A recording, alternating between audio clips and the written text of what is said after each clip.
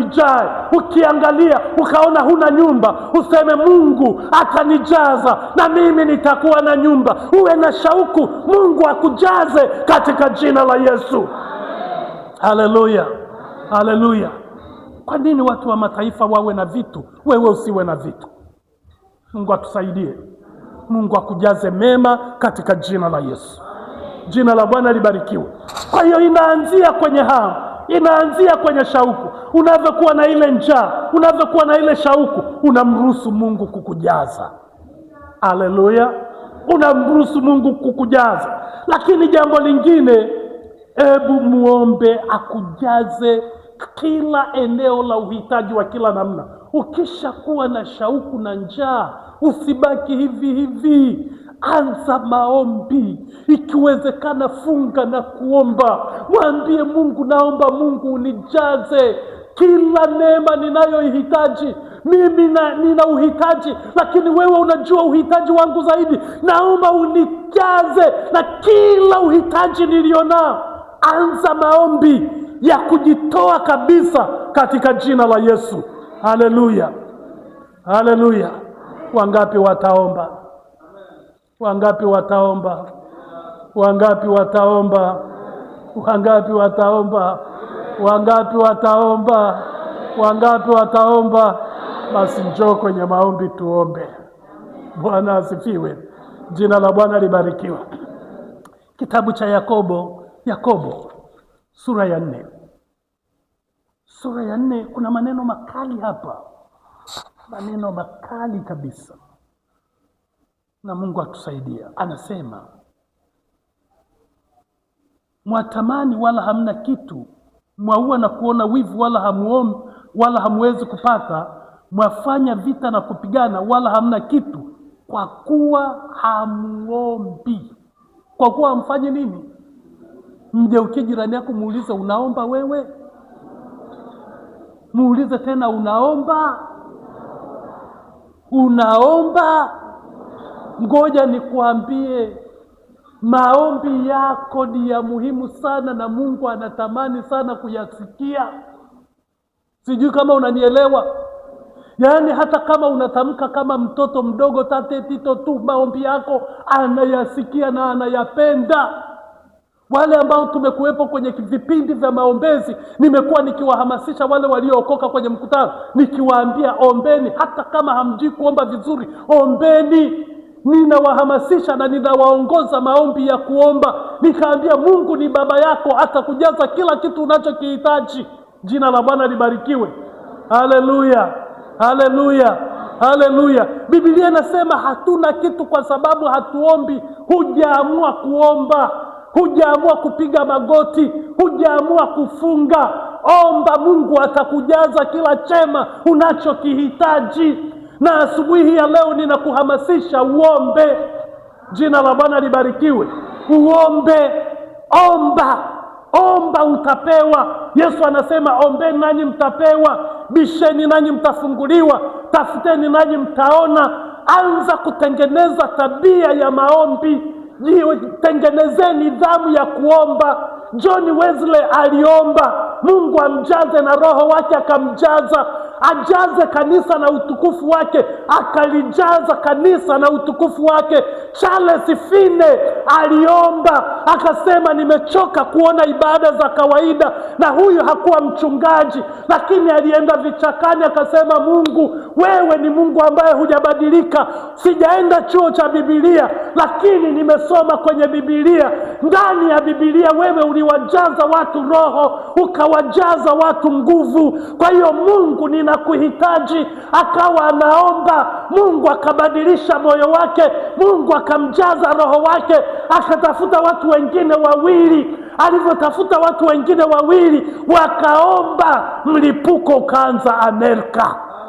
Sema amen. Kupitia Charles Finney. Bwana asifiwe.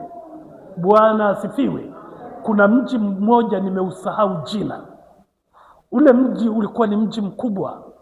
Halafu akashangaa yule mkuu wa maaskari, akashangaa hapokei ripoti yoyote ya uhalifu. Akawaita wakuu wa vituo, akawauliza, mbona hamna ripoti zozote za uhalifu?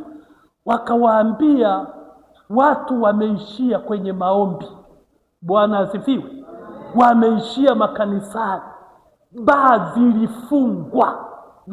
zilifungwa, hakuna watu kwenda baa. Yaani watu walibadilisha baa zingine, zilikuwa makanisa, kwa maombi ya watu wachache ambao walihitaji Mungu awajaze kila neema wanayohitaji.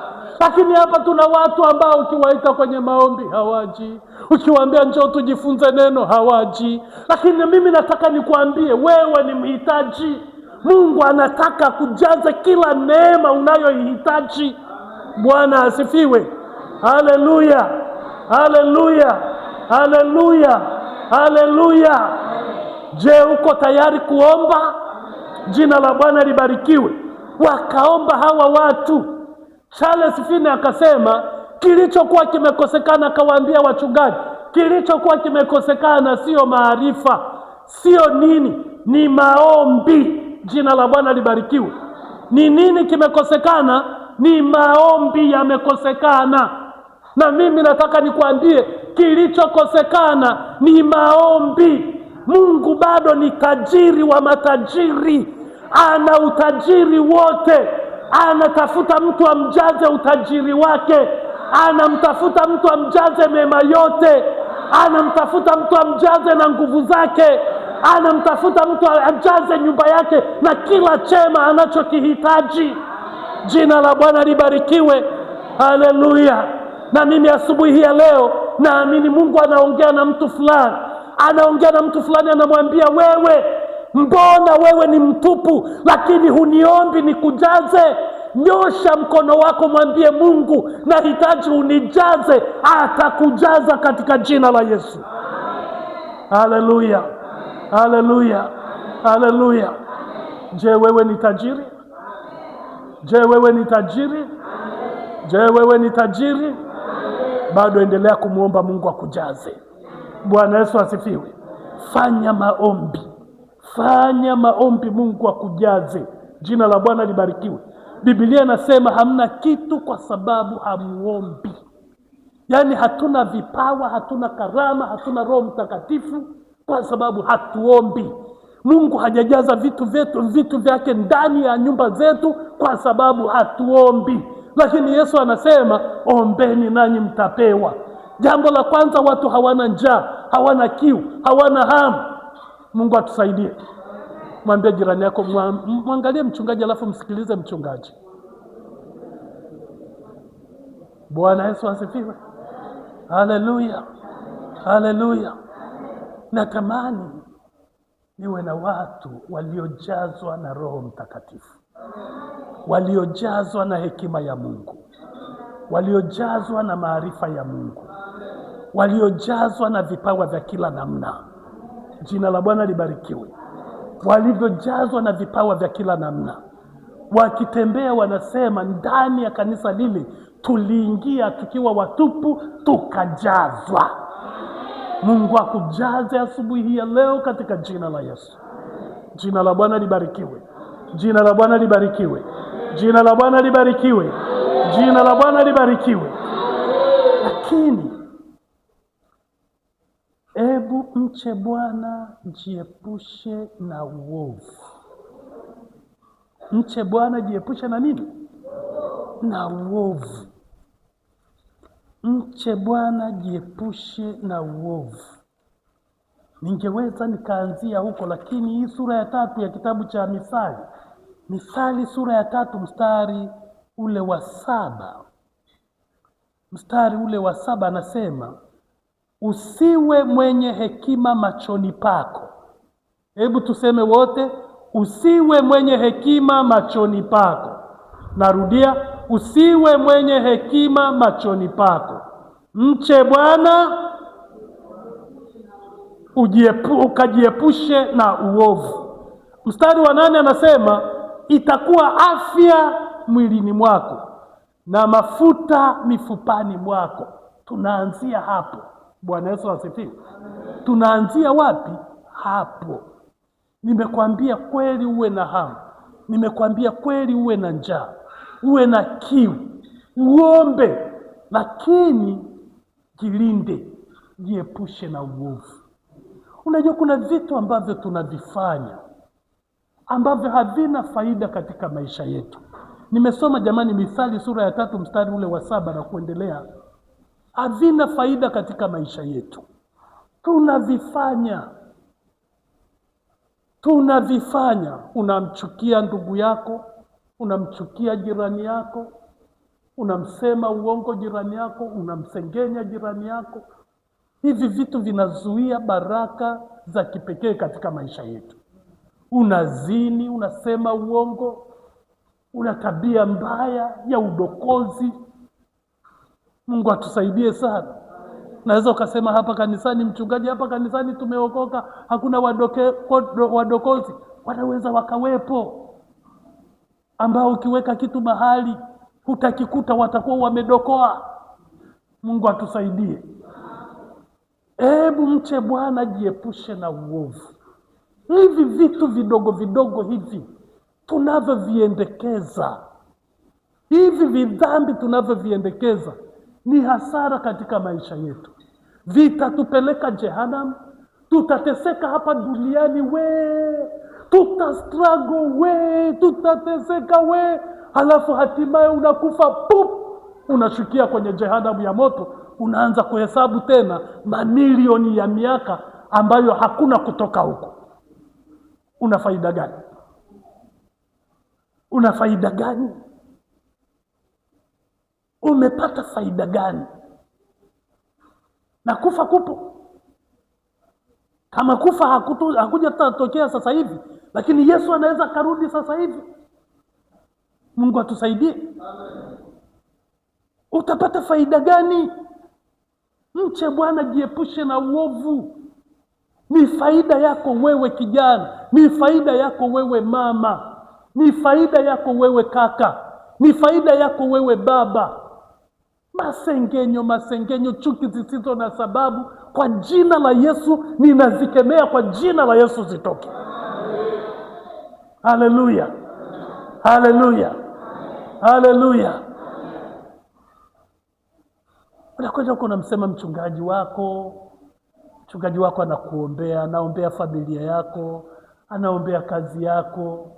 Alafu unakuta saa nyingine mchungaji anaweza asiwa analala. Mungu atusaidie sana. Analala masaa machache anaomba, na saa nyingine anageuka kitandani, anageuka upande huu na upande huu, anaangalia familia za watu, anaangalia maisha ya watu, anaombea maisha ya watu, lakini watu bado hawana adabu, wanaweza wakamsema mchungaji wao.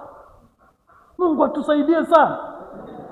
Ukiona unamchukia mchungaji wako, unamchukia, yaani ukianza kujenga chuki dhidi ya mchungaji wako,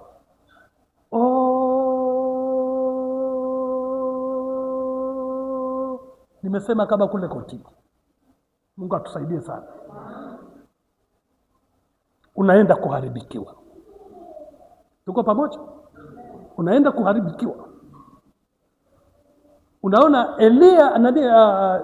Yuda Iskarioti, cha kwanza alianza kujenga chuki juu ya Yesu. Matokeo yake akamsaliti, matokeo yake akajinyonga, akafa. Mungu atusaidie sana. Mungu atusaidie. Haleluya, haleluya. Na sijui kwa nini ninayasema haya, lakini nayasema yamkini kuna mtu mmoja anatakiwa kupona. Bwana asifiwe. Bwana asifiwe. Haleluya. Sasa jiepushe na uovu, jiepushe na vidhambi vidogo vidogo. Hizi ndizo njia za kumruhusu Mungu atujaze kila tunachokihitaji. Sasa hebu ngoja nimalizie kwa kipengele hiki. Usipomruhusu Mungu akujaze, ni nini kitakachotokea? Akujaze na mema. Bwana Yesu asifiwe. Usipomruhusu Mungu akujaze, ni nini kitakachotokea? Mungu atusaidie sana. Shetani atakujaza.